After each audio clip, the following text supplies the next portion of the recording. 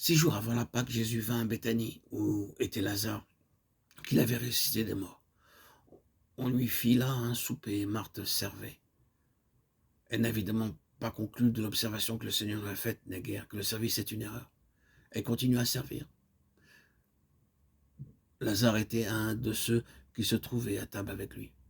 Alors Marie, ayant pris une livre d'un parfum de nard pur, de grand prix, oignit les pieds de Jésus et lui essuya les pieds avec ses cheveux.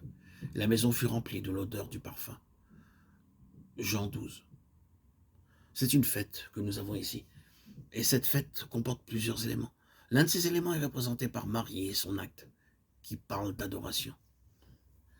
De nouveau ici, c'est une appréciation de la vraie valeur et de la vraie dignité du Seigneur, Jésus, que nous avons devant nous. L'adoration n'est pas autre chose. Dans la pensée de Dieu, l'adoration dépend toujours de l'idée que nous faisons de la personne de son Fils. Faire monter jusqu'à Dieu comme un parfum délicat, l'expression d'un cœur qui s'est attaché au Seigneur Jésus. Voilà ce que c'est que l'adoration. L'adoration dans son essence la plus pure consiste simplement à dire au Père ce que nous pensons du Seigneur Jésus. Telle est la raison d'être du rassemblement des siens. Telle est la leçon de Béthanie. Marthe sert, c'est vrai, mais son service est au point maintenant. C'est toujours elle qui sert. Mais tout est dans l'ordre et il n'a pas de réprimande cette fois-ci. Son visage ne porte plus les stigmates de l'anxiété. Elle n'est plus tiraillée de côté et d'autre par la multiplicité des soucis. Elle sert dans une maison, dans une atmosphère de résurrection. Son service s'est ajusté. Dans la maison du Seigneur, le service est tout à fait dans sa pensée quand il est associé à l'adoration, dans une juste proportion.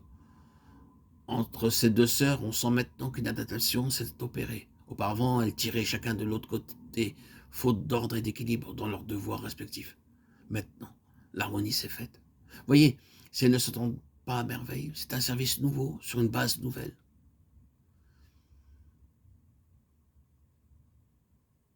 Lazare est là aussi, et représente naturellement la vie de résurrection. Cela encore est une marque distinctive de la maison du Seigneur.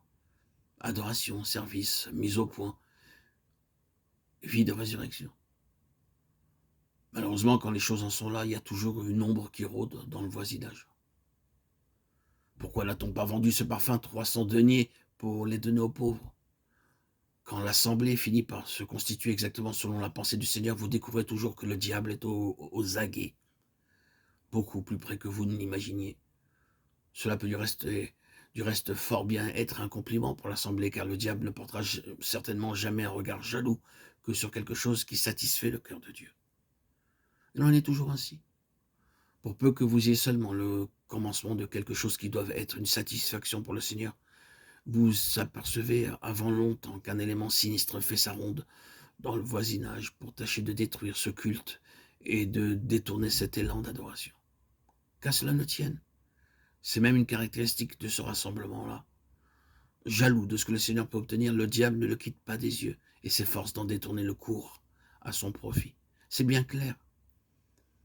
Qu'est-ce que l'Église, en effet, sinon la réunion de ceux qui apportent au Seigneur Jésus ce qui lui revient? Hors de toute éternité, c'est le but vers lequel le diable a concentré tous ses efforts.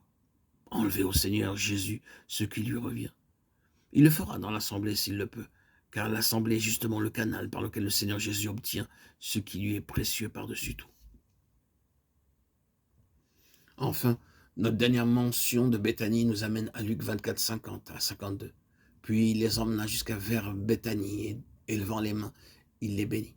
Et il arriva que pendant qu'il les bénissait, il se sépara d'eux et fut enlevé au ciel. Pour eux, après l'avoir adoré, ils retournèrent à Jérusalem avec une grande joie. Soulignons 3 mots.